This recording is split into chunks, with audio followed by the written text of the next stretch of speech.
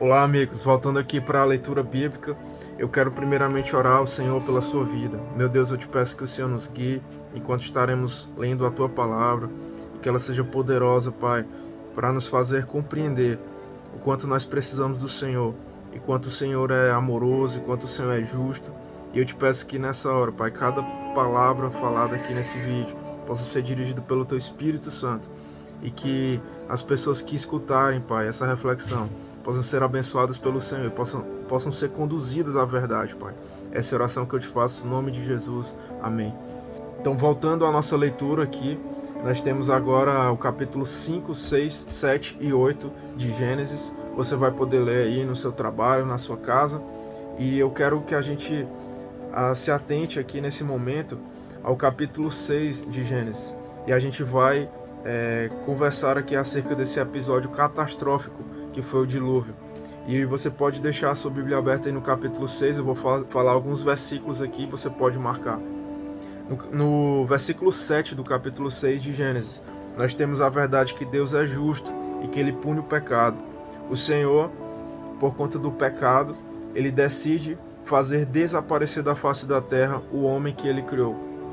E é interessante que nós percebemos que por conta do pecado, o homem se distanciou do propósito pelo qual Deus o criou.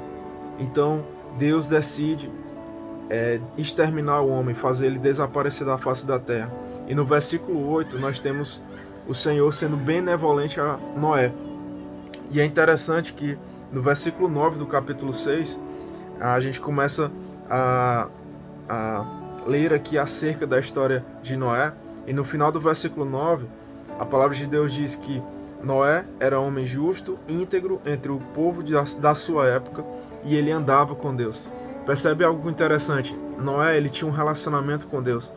E isso é uma coisa tão importante na nossa vida, porque quando nós temos um relacionamento com Deus, quando nós nos dedicamos a entender qual a sua vontade através da sua palavra para a nossa vida, quando nós nos dedicamos à oração, quando nós nos dedicamos a viver assim como o Senhor é justo, como o Senhor é verdadeiro, íntegro, a verdade é que nós somos transformados à medida que nós caminhamos com o Senhor. E isso é uma coisa muito especial. Você pode até marcar aí na sua Bíblia, no versículo 9, ele andava com Deus. E ore ao Senhor para que você possa andar com o Senhor também, se relacionar com o Senhor e ser transformado por conta desse relacionamento. Prosseguindo aqui na nossa leitura, no versículo 14, nós percebemos que Deus, ele providencia um meio para a redenção de Noé e sua família. E esse meio é a arca. Percebe comigo no versículo 14 que o Senhor, ele dá as instruções para Noé.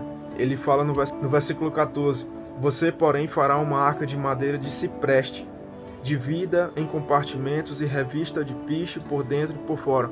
Percebe que o Senhor que traz essa orientação para a construção da arca. Então a gente percebe que o próprio Deus, ele providencia um meio para a redenção de Noé e de sua família. E isso é uma coisa realmente muito importante. Perceba como Deus é gracioso.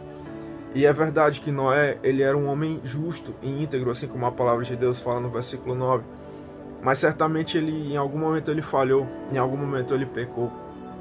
Porque a partir de Adão, todos pecaram e se distanciaram da glória de Deus. Agora vê como Deus é cheio de graça. E ele mostra benevolência a Noé. E ele traz aqui um meio para a sua família ser salva. Então nós temos aqui a arca, que é esse meio que Deus utilizou para salvar a família de Noé. Prosseguindo na leitura, no versículo 22 do capítulo 7. Tudo que havia em terra seca e tinha nas narinas o fôlego de vida morreu. Então aquilo que Deus prometeu na sua palavra, que ele traria um dilúvio, que ele destruiria o homem e tudo aquilo que ele criou, se cumpriu aqui no versículo 22. Então percebe que aquilo que Deus promete, ele cumpre. E ele cumpre realmente da forma como ele disse que ia fazer. Prosseguindo aqui na leitura de Gênesis, no capítulo 8, eu quero que você vá até o versículo 21 e você marque na sua Bíblia. A gente consegue tirar pelo menos duas verdades desse versículo. O Senhor sentiu o aroma agradável e disse a si mesmo: nunca mais amaldiçoarei a terra por causa do homem, pois o seu coração é inteiramente inclinado para o mal desde a infância. E nunca mais destruirei todos os seres vivos como fiz desta vez. Eu quero que você marque aí na sua Bíblia a palavra no finalzinho, como fiz desta vez. Então nós conseguimos entender aqui duas verdades. Nós, todos os homens, a humanidade, todos nós estamos distantes de Deus, do propósito de Deus. E o nosso coração é inteiramente inclinado para o mal, desde a infância. Nós nascemos com isso, nós não aprendemos isso com ninguém. E o Senhor, sendo justo, Ele vai penalizar o pecado. E como Ele fez aqui no capítulo 7, Ele trazendo o dilúvio, né? Pelas águas do dilúvio, essa ordem foi destruída. E essas pessoas morreram. Da mesma forma, o Senhor, Ele fará no dia do juízo de Deus. Eu pedi para você sublinhar aí na sua Bíblia as palavras como fiz desta vez, porque o Senhor, Ele não vai destruir mais a terra com água. E eu quero que você vá lá para 2 de Pedro, no capítulo 3, no versículo 7. E a gente vai ler juntos. Pela mesma palavra, os céus e a terra que agora existem estão reservados para o fogo, guardados para o dia do juízo e para a destruição dos ímpios. O Senhor, o justo juiz, Ele derramará sua ira sobre a humanidade. Ele derramará sua ira sobre a terra por conta do pecado da humanidade. E a palavra de Deus diz aqui que tudo aquilo que existe, os céus e a terra, estão guardados para o dia do juízo de Deus e para a destruição dos ímpios. Estão reservados para o fogo. Então tudo aquilo que nós podemos ver hoje, tudo aquilo que nós podemos tocar, tudo aquilo que os teus olhos podem ver, essas coisas serão destruídas com fogo por conta do pecado da humanidade. Isso é o que a palavra de Deus diz em 2 de Pedro, no capítulo 3, no versículo 7. Em Gênesis, aquilo que o Senhor prometeu no capítulo 6 de Gênesis, Ele cumpre no capítulo 7. E a palavra de Deus diz em Apocalipse que Ele vai cumprir em Mateus capítulo 24, em Marcos capítulo 13, Lucas capítulo 21. O Senhor vai cumprir essa sua profecia do versículo 7 do capítulo 3 de 2 Pedro. Então perceba uma coisa, nós estamos numa condição muito terrível diante de Deus. O Senhor, sendo um Deus bom, o que Ele faz com pecadores como eu e você? A palavra de Deus diz que o simples fato de você pensar algo que não agrada o Senhor é um pecado. O simples fato de você mentir, de você não considerar a santidade do Senhor, isso é um pecado.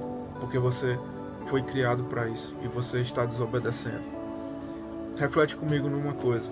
O Senhor criou o sol para que o sol iluminasse durante o dia. E aqui no Piauí, aqui em Teresina, geralmente quando dá umas 5h30, 5h40, o sol começa a subir. Imagina só se um dia o sol foi sendo criado para esse propósito, ele resolve se rebelar contra o Senhor e ele não quer fazer o trabalho dele. O que o Senhor faz com esse sol? Ele destrói esse sol e ele coloca outro sol no seu lugar. Agora o Senhor, Ele é cheio de benevolência e graça, de forma tal que Ele providenciou para nós uma arca. Ele providenciou para nós um meio para que nós fôssemos salvos do dia da justiça de Deus, do dia do juízo de Deus. E esse meio é o Senhor Jesus Cristo, é o seu próprio Filho, Jesus Cristo. Deus, na palavra de Deus, diz em João capítulo 3, no versículo 16, que o Senhor amou o mundo de tal maneira que entregou o seu Filho Jesus, para que todo aquele que nele crê não pereça, ou seja, não morra, mas tenha a vida eterna. Eu quero que você reflita sobre isso. As pessoas hoje, elas têm medo de tanta coisa. Elas têm medo de pandemia, elas têm medo de doenças, elas têm medo de câncer, de doenças terríveis, de acidentes. Mas as pessoas deveriam temer esse dia. Elas deveriam temer o dia em que elas estarão diante do Deus bom, do Deus justo, do Deus verdadeiro, do Deus que não há nenhuma sombra de variação. Imagina você estar diante daquele que vê todas as coisas e conhece tudo o que aconteceu na sua vida, conhece tudo o que passa no seu pensamento. Você não tem argumentos diante desse Deus. Agora perceba que Deus, Ele quer te alcançar com graça. Ele quer te alcançar com misericórdia, assim como Ele providenciou uma arca para salvar a família de Noé. Ele providenciou para nós, hoje, a redenção através da fé no Senhor Jesus Cristo. Então eu quero que você reflita nesse dia. O Senhor, deseja salvar você e a sua casa. Ele deseja salvar a sua vida. E você precisa ter fé no Senhor. Você precisa obedecer a sua palavra, assim como Noé fez. Você precisa se render ao Senhor e entender que não há nenhuma salvação a não ser através do Senhor Jesus Cristo. A palavra de Deus nos afirma isso. E eu quero que você, diante dessa verdade, você realmente se preocupe. O que você tem feito da sua vida? Como você tem vivido? O que tem sido a prioridade na sua vida? Não perca a sua vida assim como a geração de Noé. Não perca a sua vida assim como muitas pessoas que não consideraram essa verdade. Mas procure se dedicar a Deus. Procure se render ao Senhor. E compreenda que o Senhor, o justo juiz, aquele mesmo que fez justiça durante o dilúvio, Ele trará justiça no dia da ira de Deus, no dia da santa ira de Deus. E eu oro para que você esteja completamente entregue ao Senhor Jesus Cristo nesse dia.